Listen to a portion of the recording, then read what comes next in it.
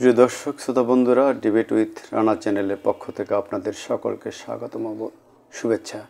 বন্ধুরা, স্বৈরাচারী শেখ হাসিনা তার গত 16 বছরের শাসনে দেশের ব্যবসা, রাজনীতি, এমনকি শিল্প এবং সাংস্কৃতিক অঙ্গনকেও চরমভাবে কলুষিত করেছিলেন। তিনি ব্যবসায়ীদের হাতে দেশের রাজনীতি তুলে দিয়ে, সংসদ সহ সব কিছু তুলে দিয়ে ব্যাপক লুটপাট চালিয়েছেন, রাজনীতিকে ধ্বংস করেছেন, রাজনীতির চরিত্র হনন করেছেন। তিনি সাংস্কৃতিক অঙ্গনকেও ছাড়েননি।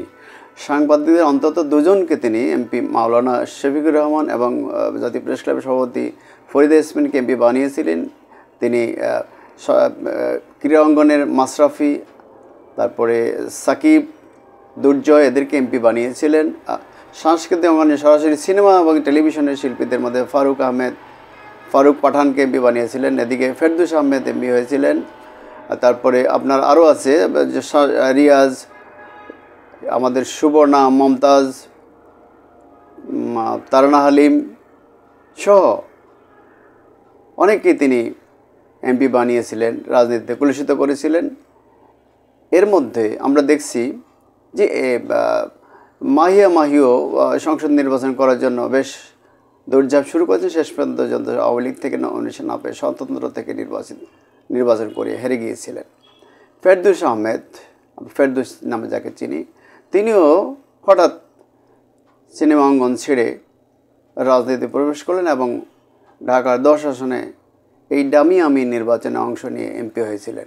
অবশ্য 7 মাসে বেশি তিনি থাকতে পারেননি, কারণ ইতিমধ্যে ছাত্র জনতার ব্যাপক আন্দোলনের মুখে শেখ হাসিনা 5 আগস্ট পালিয়ে গেলে কয়েকদিনের মধ্যেই সংসদ ভেঙে দেওয়া হয় এবং ফেরদৌস ওই সংসদের সকলেই তাদের এমপিত্ব হারান। তাদের রাজনৈতিক জীবনও প্রায় শেষ হয়ে গেছে বলে ধারণা করা হচ্ছে। ফেরদৌস সিনেমা অঙ্গনে বেশ, সালমান শাহ পরবর্তী সময়ে সাকিবের পরে বেশ নাম করেছিলেন আমাদের সিনেমা অঙ্গনে, এবং তিনি 4বার জাতীয় চলচ্চিত্র পুরস্কার পেয়েছেন। ভারতীয় কিছু সিনেমায় তিনি অভিনয় করে যথেষ্ট নাম করেছিলেন। সেই ফেরদৌস কিসের লোভে, কিসের আশায় আবার এখানে রাজনীতিতে আসলেন, এবং শেখ হাসিনার পতনের 2 দিন আগেও তিনি টেলিভিশনে ভাঙচুরের প্রতিবাদে টেলিভিশনে হাজির হয়ে, বিটিভিতে হাজির হয়ে তিনি এর প্রতিবাদ করেছিলেন। তিনি একটি গ্রুপ তৈরি করেছেন যেখানে আন্দোলনের বিরোধিতা করে স্ট্যাটাস দেওয়া হতো। এখানে তিনি নেতৃত্ব দিয়েছিলেন। এই যে কাজগুলি তারা করেছেন নোংরামে, এবং মন্ত্রিত্ব মানে সংসদ সদস্য পদ হারানো, সরকারের পতনের পর অনেকেই যেমন মাশরাফি কিংবা সাকিব দুঃখ প্রকাশ করেছেন, কিন্তু ফেরদৌসকে আমরা দুঃখ প্রকাশ করতে দেখিনি। ধারণা করা হচ্ছে তিনি প্রথম দিকে দেশে লুকিয়ে থাকলেও পরবর্তীতে হয়তো সুযোগ বুঝে সপরিবারে পালিয়ে গেছেন। তার নিজের টেলিফোন নাম্বার বন্ধ পাওয়া যায়, তার পিএসএ টেলিফোন নাম্বার বন্ধ পাওয়া যাচ্ছে। তিনি গা ঢাকি দিয়েছেন, কিংবা আওয়ামী লীগের মন্ত্রী এমপিদের মতোই তিনিও হয়তোবা দেশ ছেড়ে চলে গেছেন। এই ফেরদৌস, আমরা জানি যে 74 সালের 7 জুন তার জন্ম। তিনি সাবেক সংসদ সদস্য। তিনি দ্বাদশ জাতীয় সংসদ নির্বাচনে ঢাকা আসন থেকে সংসদ নির্বাচিত হয়েছেন। তার অভিনীত প্রথম চলচ্চিত্র নায়ক সালমান শাহর অসমাপ্ত কাজ বুকের ভিতরে আগুন, এটির পরিচালক ছিলেন ছটকু আহমেদ। তার মুক্তিপ্রাপ্ত প্রথম চলচ্চিত্র গাজী মাজহারুল আনোয়ারের পরিচালনায় পৃথিবী আমারে চায় না। পাশাপাশি তিনি কলকাতা চলচ্চিত্রে অভিনয় করেছেন। মিস্ট্রি নামের 2001 সালে একটি বলিউডের চলচ্চিত্রে তিনি অভিনয় করেছেন। 1998 সালে তিনি চলচ্চিত্রকার বাসু চ্যাটার্জির পরিচালিত হঠাৎ বৃষ্টি ছবিতে অভিনয় করে ব্যাপক জনপ্রিয়তা অর্জন করেছিলেন। চলচ্চিত্রে অভিনয়ের পাশাপাশি মডেলিং, টিভি উপস্থাপনা ও টেলিভিশনের নাটকে অভিনয় করেছেন। তিনি হঠাৎ বৃষ্টি, গঙ্গা যাত্রা, কুসুম কুসুম প্রেম, এক কাপ চা এর জন্য 4বার জাতীয় চলচ্চিত্র পুরস্কার, শ্রেষ্ঠ চলচ্চিত্র অভিনেতার পুরস্কারে ভূষিত হয়েছেন। ফেরদৌস অভিনীত সফল চলচ্চিত্রের মধ্যে হঠাৎ বৃষ্টি,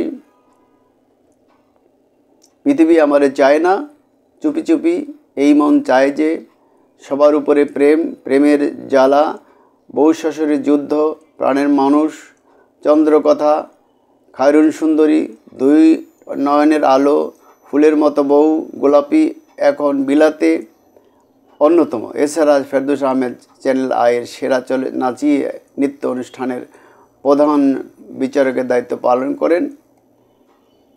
ফেরদৌস আহমেদ আদমজী ক্যান্টনমেন্ট কলেজ থেকে উচ্চ মাধ্যমিক শিক্ষা সম্পন্ন করে ঢাকা বিশ্ববিদ্যালয় থেকে গণযোগাযোগ ও সাংবাদিকতা বিষয়ে পড়াশোনা করেছেন। তিনি 2 সন্তানের জনক। তার স্ত্রীর নাম তানিয়া ফেরদৌস। চলচ্চিত্রে আসার আগে ফেরদৌস র্যাম্প মডেল হিসেবে কাজ করেছেন ফ্যাশন সেক্টরে। আন্তর্জাতিক ফ্যাশন ডিজাইনার বিবি রাসেলের হাত ধরে র্যাম্পে তার হাতে করি। 90-এর দশকের শুরুতে বড় বড় বেশ কিছু ফ্যাশন শোর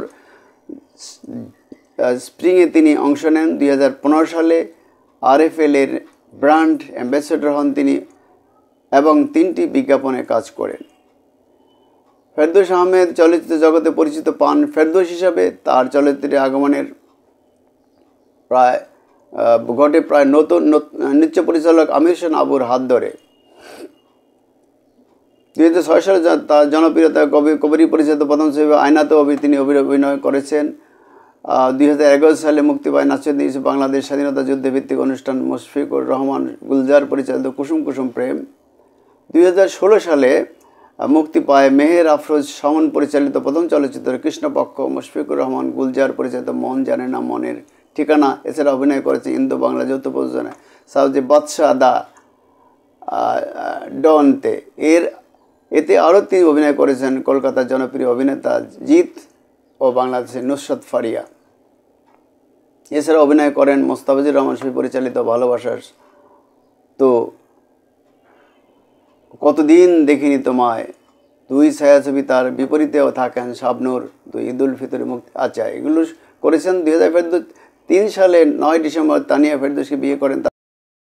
যে কথা বলছিলাম, ফেরদৌস আহমেদ 2003 সালের 9 ডিসেম্বর তানিয়া ফেরদৌসকে বিয়ে করেন। তার 2 মেয়ে নাম নুজহাত ফেরদৌস ও মজরান ফেরদৌস। তো 2024 সালে সংগঠিত কোটা সংস্কার আন্দোলনে ছাত্র জনতার উপর স্বৈরাচারী আওয়ামী লীগ সরকারের দমন পীড়ন চলাকালে সরকারের পর অবস্থান নিয়ে ফেরদৌস আহমেদ নিয়েছিলেন। আন্দোলন চলাকালীন আন্দোলন চলাকালীন সময়ে ফেরদৌস আহমেদ সহ স্বৈরাচারী আওয়ামীপন্থী শিল্পীদের একাংশ তারই নেতৃত্বে হোয়াটসঅ্যাপে আলো আসবেই নামে একটি গ্রুপে আন্দোলনের বিরুদ্ধে সক্রিয় ছিলেন।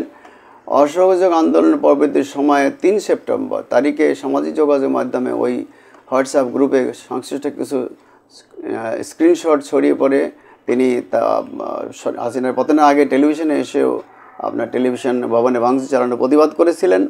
ফেরদৌস আহমেদ